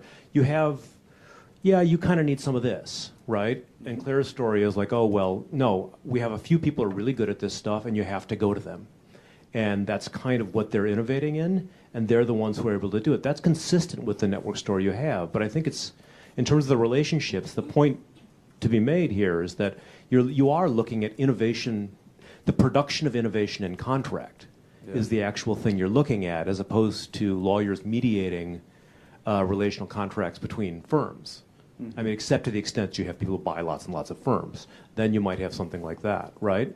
And I think being really clear about that on the independent side, and in terms of the innovations, yeah, I mean, like, that's normally people who study innovation, you have a very clear definition of innovation, which is some like a change to this form of contract that is, you know, like you might say substantively novel, good or bad, we don't really care. I invented the gun, great, you can shoot people with it. That's not such a good innovation. Now the bulletproof vest, series of innovations, right? Optimal would be the kind of thing, would be a socially optimal thing, and that's in the back part of your paper around like courts, right? Like whether or not like making the market or stuff like that. But you're really talking about the invention of things that you can use to screw another client with maybe, but it works. Like it works is the only question. And the idea that somehow you're customizing it is a thing you're looking at, I'd suggest you do that. The last sort of question I had on those circles and lines is, if you go to the Powell paper, one of the big things he does is distinguish between not just, he doesn't treat all the players in the network the same. He distinguishes database firms, VCs, and things like that.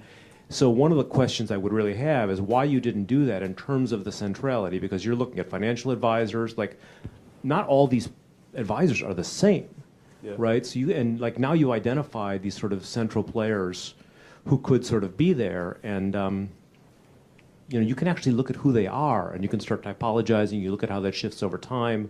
We were talking before about the lawyers themselves, but you still have actually some roles that might actually play different things in the network in terms of thinking about it as a community.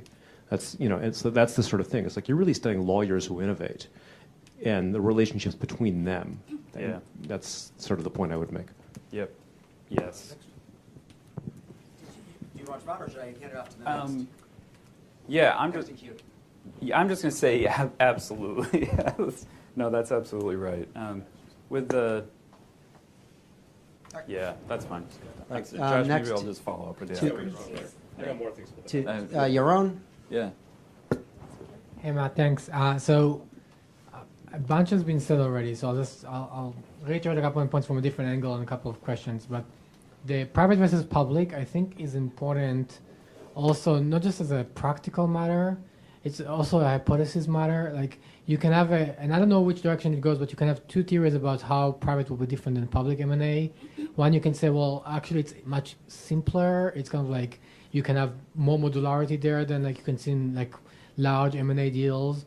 On the other hand, maybe in a private setting, you might see more innovation because it's like, you know, it's not public. You can just keep it between yourself. You might be more open to kind of like exploring kind of creative solutions, especially when there are big personalities as far as the seller and buyer might be involved.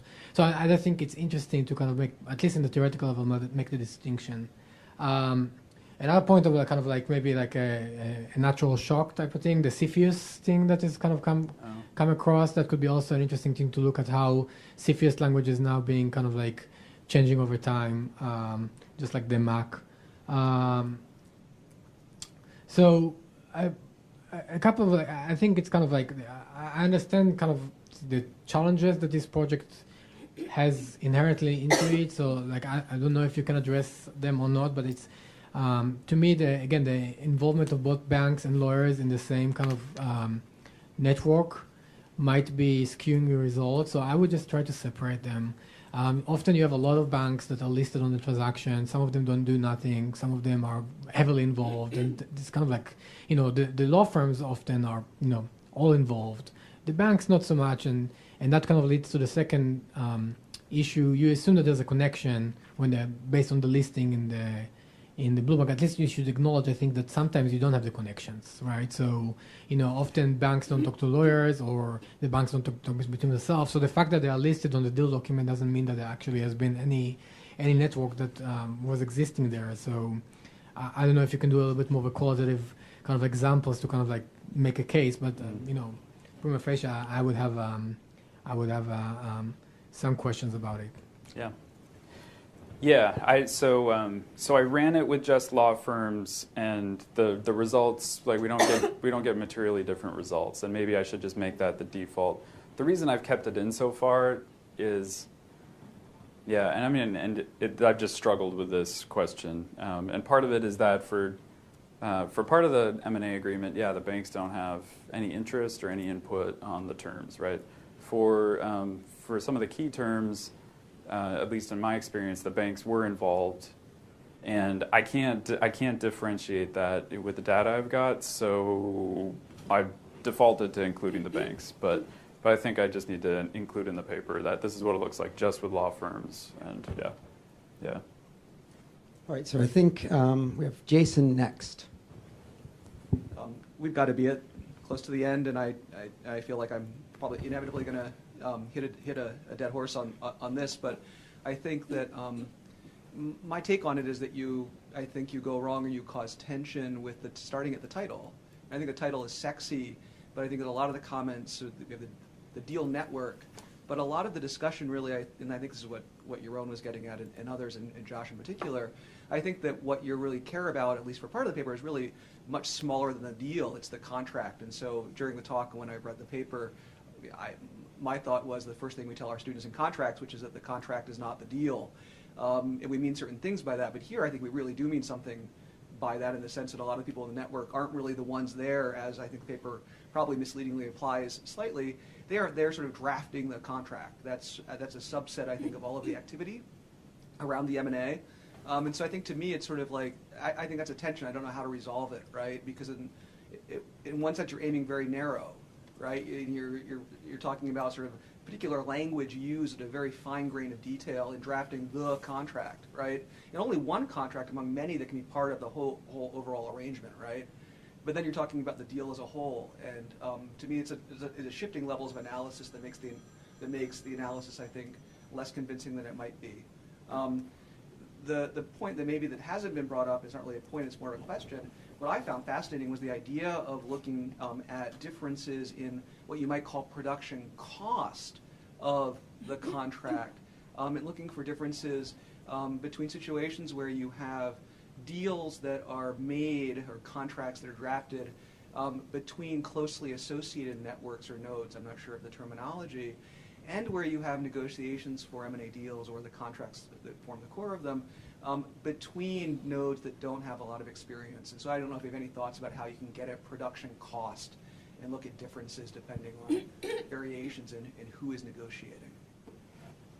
Yeah, that's a great question. My sense when I designed this was the production costs, or the transaction costs from the party's perspective, is going to be very client specific, and trying to control for that. I guess we could do like a matching approach, right? So we try to identify highly similar deals, and then look at the relationships between the advisors, and maybe something like that would, like, just thinking of that, like I can hear my RAs like weeping on their knees right now. Like, undertaking that is going to be a job. But that's sort of my first thought. On the title thing, I think the question, and I think this gets to Josh's point, if I understood it. So if the contract design is a proxy for the rest of the activity on the deal, then I'm less concerned. If the contract is actually, if the dynamics around it are actually quite different than, running the auction process and right, all that other stuff, all the advisory work, maybe there's an antitrust second request, that sort of thing, then it's like, then this really, it's an apples and oranges thing, and I just